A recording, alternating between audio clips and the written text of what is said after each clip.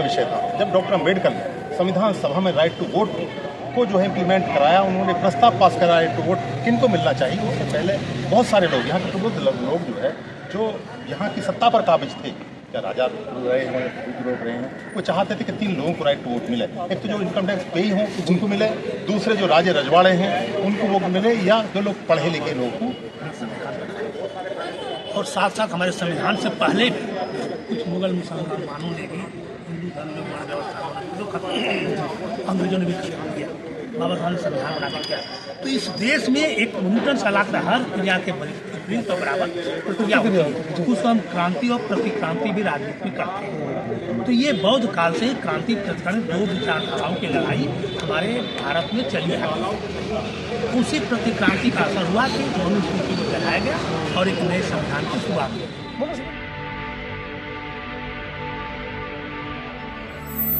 20 नवंबर को संविधान दिवस मनाया जाता है। पूरे विश्व में अम्बेडकरवादी लोग जहाँ जहाँ रहते हैं इस दिन को बड़े हर्षोल्लास के साथ मनाते हैं। आज मेरी उपस्थिति दिल्ली के राजा राम मोहन राय ऑडिटोरियम में है। यह ITO में पड़ता है। यहाँ पर भी इंसाफ और BLLS संस्था ने संविधान दिवस मनाया है। मेरे साथ 2 यहाँ पर मुख्य हमारे आज प्रवक्ता हैं जिनसे हम इस विषय पर चर्चा करेंगे।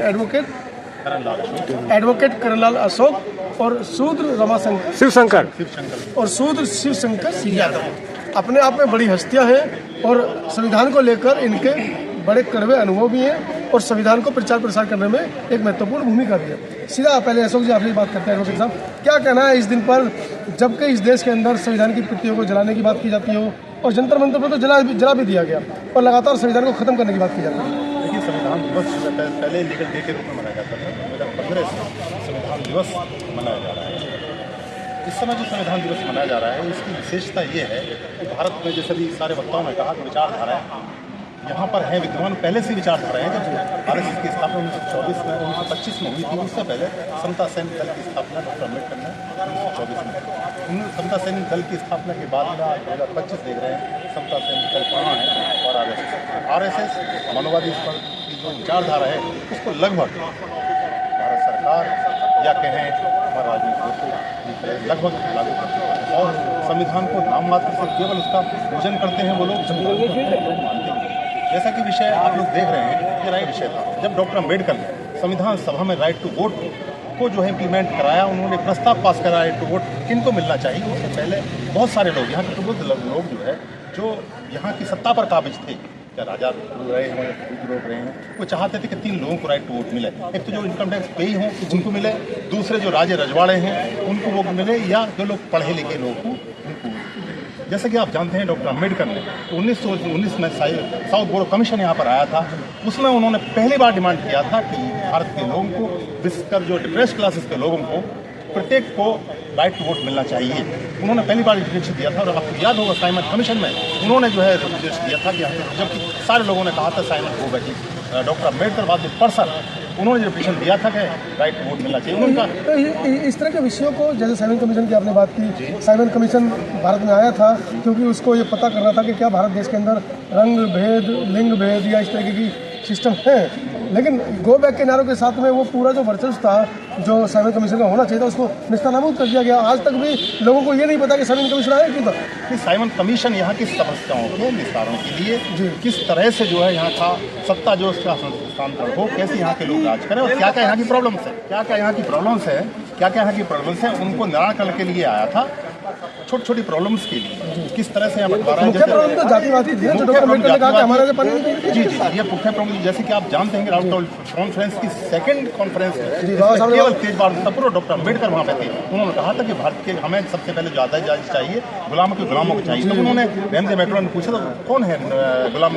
तब उन्होंने कहा था कि ये जो हिंदू लोग हैं इनके गुलामों के और गुलाम भी हैं, गुलाम मिलते। उन्होंने कैसे, जब वहाँ पर बैठे कई लोग और थे जो हिंदूवादी लोग थे, उन्होंने कहा कि मैं अभी आपको एग्जाम्पल देकर बता देता हूँ। उन्होंने एक गिलास पानी का था अपने हाथ में पकड़ने के बाद जब हिंदूवादी नेता को सौंपा, उन्होंने पानी is the factual question of the country, जो गुलाम है। इसलिए हमें सबसे पहले ये अधिकार चाहिए। इसलिए उन्होंने कहा था कि सबसे पहले जो गौरव है इस पर जो डिप्रेस्ड क्लासेस के लोगों को रैमजे मैक्रोन के सामने उन्होंने रखा और तभी जो है उन्होंने उनके लिए सेपरेट इलेक्शन की मांग।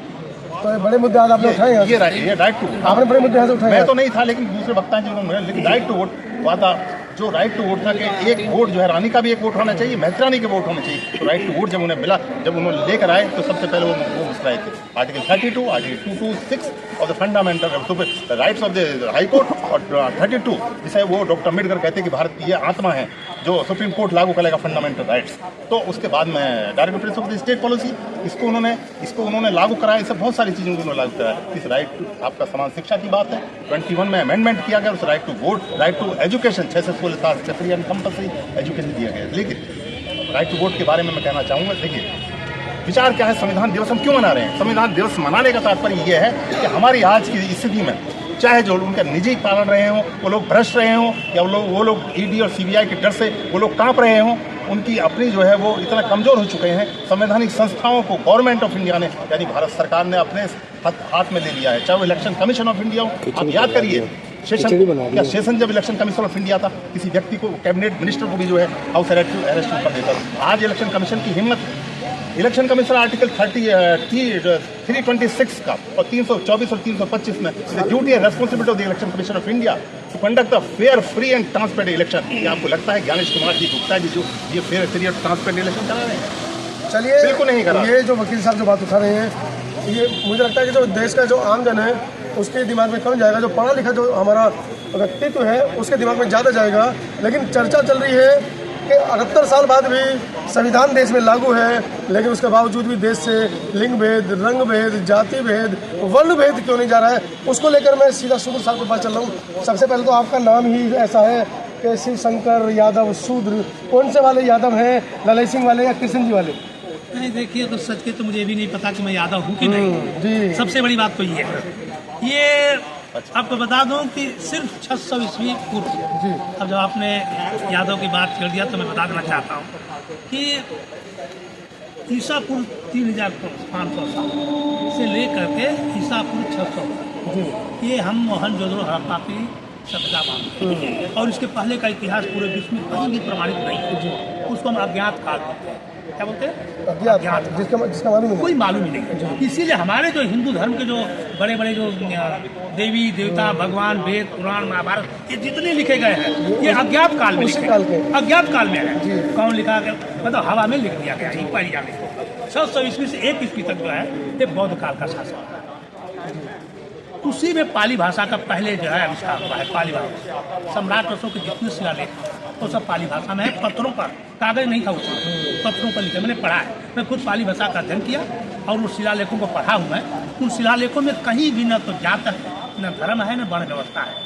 सिर्फ एक व्यवस्था वहाँ ये दिखाया गया कि खेतिहर लोग, कारीगर लोग हैं और पशुपालन। इतिहास के आप इतने अच्छे ज्ञाता हैं। मैं सीधे सीधे सवालों पर आऊँगा। इतिहास में लंबा चौड़ा कैडर नहीं लेंगे, 5-5, 6-6 कैमरे लगे हैं। हम चाहते हैं कम शब्दों में ज़्यादा बात लोगों तक जाए।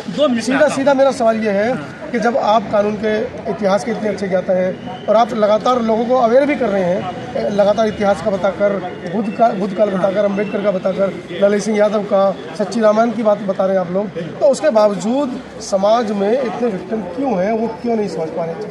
बहुत अच्छा सवाल आपने पूछा। मैं बता दूं कि ये स्वतंत्रता के बाद संविधान बना और साथ साथ हमारे संविधान से पहले कुछ मुगल मुसलमानों ने भी हिंदू धर्म में वर्ण व्यवस्था को खत्म किया, अंग्रेजों ने भी खत्म किया, बाबा साहब ने संविधान बना के किया। तो इस देश में एक न्यूटन सा लागता हर क्रिया के विपरीत और बराबर प्रक्रिया होती है। उसको हम क्रांति और प्रतिक्रांति भी राजनीति में करते हैं। तो ये बौद्ध काल से क्रांति प्रतिक्रांति 2 विचारधाराओं की लड़ाई हमारे भारत में चली है। उसी प्रतिक्रांति का असर हुआ कि मनुस्मृति को जलाया गया और एक नए संविधान की शुरुआत हुई। पेरियार ललई सिंह ने भी जलाया, डॉक्टर अम्बेडकर के साथ कुछ ब्राह्मण, कुछ स्वर्ण जाति के लोग थे, उन्होंने भी जलाया। सारा आरोप बाबा साहब को परिक्रमण देते हैं लोग। लेकिन साहब आपसे इस बात के जवाब देना पड़ेगा। देखिए, चूँकि जो भी लीडिंग पर्सनैलिटी डॉक्टर अम्बेडकर के नेतृत्व में मनुस्मृति, चूँकि जैसा कि बाद में उन्होंने कॉन्स्टिट्यूशन में इसका उल्लेख किया कि जो भी रूल्स है which are inconsistent with the provision of the constitution that will be declared null and void. चूँकि मनुस्मृति, रामायण, महाभारत मनुस्मृति है, जो भी वेद पुराण में जो भी कॉन्स्टिट्यूशन की कॉन्स्टिट्यूशन होगा वो नल एंड वॉइड घोषित किया जाता है।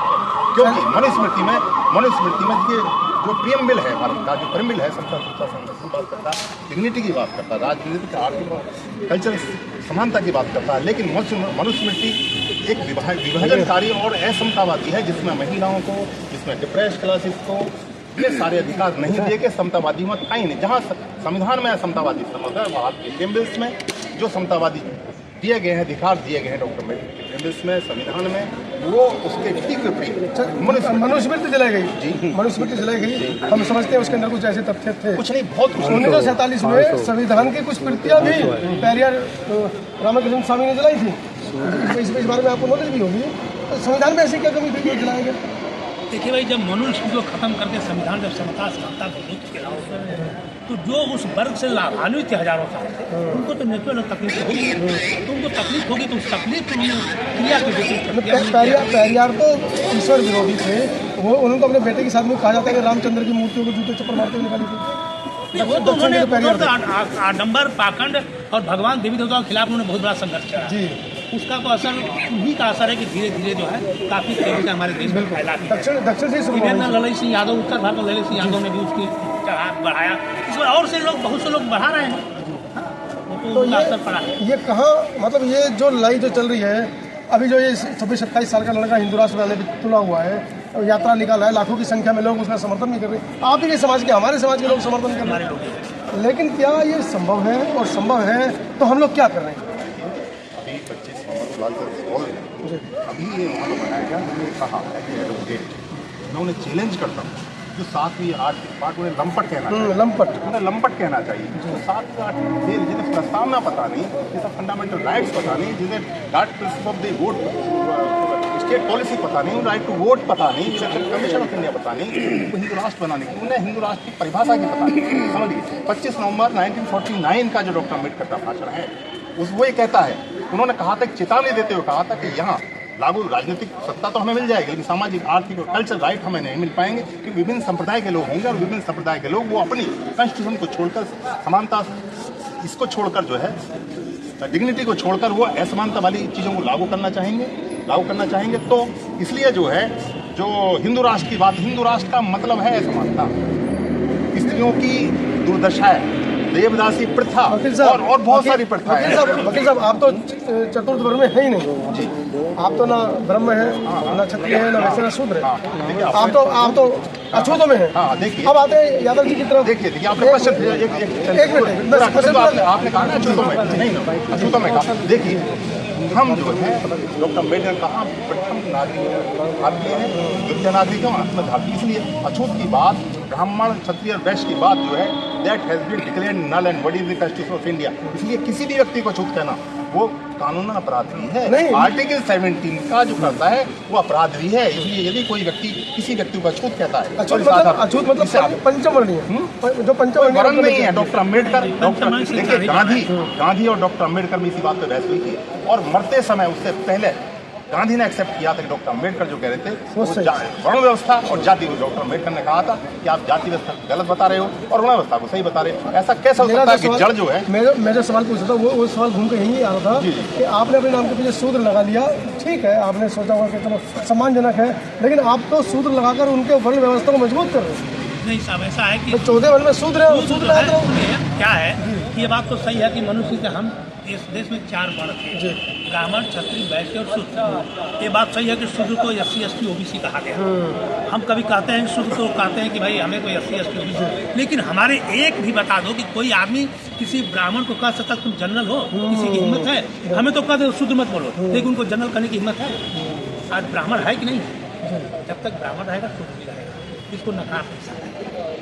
एक नई जंग से छिड़ गई है, जैसे IAS वर्मा जी ने कहा कि बेटी दान करो, हालांकि उनका कहने का तात्पर्य ये था कि रोजी रोटी नहीं, उन्होंने अच्छा संबंध में कहा है, उसको पर गलत दिया जा रहा है। बेटी दान का मतलब शादी में दान ही दिया जाता है ना, उसी को उन्होंने कहा है, दुल्हन को दान है, तो दान को शादी को कहा है। देखिए ये नहीं है जो इलाहाबाद हाई कोर्ट का जजमेंट है, जो पंडित जी इसको मंत्र पढ़ते हैं ना कि दान बेटी को दान कर दीजिए, उस शब्द को null and void Allahabad high court के जजमेंट में मना किया गया। दान का क्या मतलब है? हमने गाय दान दे दी, हमने गाय दान दे दी। लेकिन साफ साफ बात है, no daan at all, no daan, that has been declared null and void in the judgement of the Allahabad high court. उसने कहा दान क्या? दान का मतलब है कि जो चीज हमने गाय दान दे दी, कोई चीज दे दी, उसका जैसे चाहे वो आप उपयोग कर सकते हो, लेकिन लड़की का इक्वलिटी है, फेटर्निटी है, क्या उसका जो जैसे चाहे उपयोग कर सकते हो? उसके भी फंडामेंटल राइट्स वही हैं जो जेंट्स के हैं। इसलिए दान शब्द जो है high court as well as supreme court ने उसे नल एंड वॉइड कर दिया। वर्मा जी की जो मैंने अपने बेटे की शादी की गलत है क्या, ये बताइए।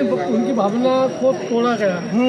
उन्होंने बोला है कि ब्राह्मण जब दलित को शादी करेगा वो बोला गया, लेकिन उन्होंने काट दिया है कि वो जब तक देगा नहीं लड़की को, ऐसा नहीं है। और ये जो कहते हैं रोजी और बेटी, लेकिन रोटी और बेटी, रोटी तो मैं मान लेता हूँ कि हम एक दूसरे के यहाँ पानी नहीं पीते, आज भी लेकिन रोटी की बात करते जो हैं। बेटी की बात है, बेटी कोई आइटम नहीं है जो तुम दोगे। आज के टाइम में बच्चे को फ्रीडम है, वो अपनी शादी कहीं भी कर सकता है, लड़की हो या लड़का हो। तो उनका वक्तव्य तो जो जात पात है, वर्ण व्यवस्था है, उसको दरकिनार करने के लिए वक्तव्य है, उसको तोड़ मरोड़ के पेश करने का क्या मतलब है? उनको माफी मांगनी पड़ी, नौकरी से हाथ धोने पड़ेगी। उनका नहीं जी, ये तो उनका वो है कि भाई जहाँ उन्हें तोड़ मोड़ के बनाना ही है, उसमें से एक लाइन की मतलब उनके पास से सहमत है आप संतोष जी की? हाँ, उन्होंने सही कहा है। वैसे तो लड़की अब जाती है और आती है और फिर अपनी मर्जी से, ये नहीं जबरदस्ती तुम ठोक दोगे कि भाई ये लो जी लड़की। ये पहले भाई हम लड़की लेंगे तो देंगे भी ना। दान जो प्रयोग किया है वो दान का दान नहीं, वो आइटम नहीं है सर। आइटम नहीं, आइटम नहीं है लड़के के, आइटम थोड़ी है। वो आइटम नहीं है। उनके शब्द पे ऐतराज है, हाँ, आइटम पे शब्द पे ऐतराज है, कोर्ट ने शब्द पे ऐतराज है। मेरे दोस्त किया है। देखिए जो ये आइटम का सच लड़की है, लड़की सच है तो हमारे देश में जो इस समय जो झगड़ा होता है, झगड़ा का एक तरह से क्रिया और प्रतिक्रिया मनुवाद और अम्बेडकर के बीच है। हमारा संविधान तो लागू हुआ, संविधान में मनुसूत्र को खत्म करके समता समानता का सूत्र लगाया गया। संविधान में एडमिनिस्ट्रेटिव व्यवस्था और वही जो दिया दोनों लड़ाई वही है वो। हाँ। कांग्रेस ने एक एडमिनिस्ट्रेटिव व्यवस्था पर काम किया, जो सामाजिक व्यवस्था थी। बजरंग दल चाहे उन्होंने रात दिन उसी पर काम किया, उन्होंने कभी नहीं देखे संविधान। अरे वही है भाई मालिक। मनुवादी मनुस्मृति को आज तक करते आ रहे हैं। संविधान आपका एडमिनिस्ट्रेटिव मैटर पर रहा है, लेकिन सामाजिक व्यवस्था पर आज तक वही चल रहा है। वो गौतम ने बोला उसी बोला। शादी विवाह, आपके रोटी बेटी जितनी भी संस्कार है, इवन हम शहरों में कुछ गांव का किसान तो आज भी पूरा ब्राह्मण पर रिलेटेड है। तो ये कहना कि नहीं संविधान में हम जो है समता समानता बंधुत्व ये सब, हम लोग का संविधान लागू ही नहीं हुआ। सामाजिक व्यवस्था हो, आज जो है बहस बहुत बड़ी है। हमारे महापुरुष रविदास जी ने कहा ऐसा चाहूँ राज में मिले सबन को अन्न। एक महापुरुष ने तो जात जात में जात है, पात पात में जात है, और जात जात में जात, और इन सबको मिटाने के लिए तमाम महापुरुषों ने बड़े प्रयत्न किए हैं। डॉक्टर अम्बेडकर भी प्रयत्न करके और उनको लिखकर भी चले गए कि आपको रोजी रोटी बेटी रोटी और बेटी का संबंध करके इन जात पात को ख़त्म करना है। लेकिन ये इतना गूढ़ और इतना कह सकते जटिल विषय है जिस पे सभी लोग एक मत हो सकते हैं, लेकिन ब्राह्मण कभी एक मत नहीं होगा, क्योंकि इसी से उसकी रोजी रोटी चलती है। जूता बनाना चमार का रोजगार है, उसकी जात नहीं है, उसका धर्म नहीं है। बाल काटना नाई का रोजगार है, उसका जात नहीं है, उसकी धर्म नहीं है। उसी तरीके से पूजा करना, मंदिर में घंटा बजाना ब्राह्मण का धर्म और जात नहीं है, उसका रोजी रोटी का मिशन है। और इस मिशन को कैसे ख़त्म करना है, जैसे संतोष जी ने कहा कि आइए रोजी रोटी का संबंध स्थापित करते हैं। आप भी हमारे साथ आरक्षण लीजिए, हम आपका आरक्षण वापस दे देंगे। आप भी हमारे आरक्षण में भागीदारी हुई, अपनी बेटियों को भेजिए, उनके बच्चों को आरक्षण मिलेगा। आपके लोग भी समृद्ध होंगे जो आप आरक्षण का विरोध करते हैं। अब तो एक नई इन्होंने शुरू कर दी है कि बाबा साहब अम्बेडकर ने आरक्षण ही नहीं लिखा। 78 साल आज़ादी को हो गए, कहते थे कि बाबा साहब ने आरक्षण नहीं है, पेश किया, कौन पेश किया संविधान को? वो तो सब कहते संविधान को कौन पेश किया? अब BN राव का नाम आ रहा, BN राव को भी कहेंगे कि आप लोग कि उसने BN राव ने लिखा है जी। जैसे आप एक तहसील में प्रॉपर्टी लिखवाने जाते हो तो वह वकील नहीं लिखता, वो टाइपिस्ट लिखता है। तो ये BN राव और जो राजा है वो टाइपिस्ट है। टाइपिस्ट संविधान का रचयिता नहीं हो सकता, शिल्पकार नहीं हो सकता, उसने वो बनाया है। और ये जो कहते हैं कि वो शिल्पकार था, तो जो हरिहर पार्लियामेंट के बाहर जो बाबा साहब का पुतला फूकता था, तो बी.एन. राम का और रायजादा का क्यों नहीं फूका?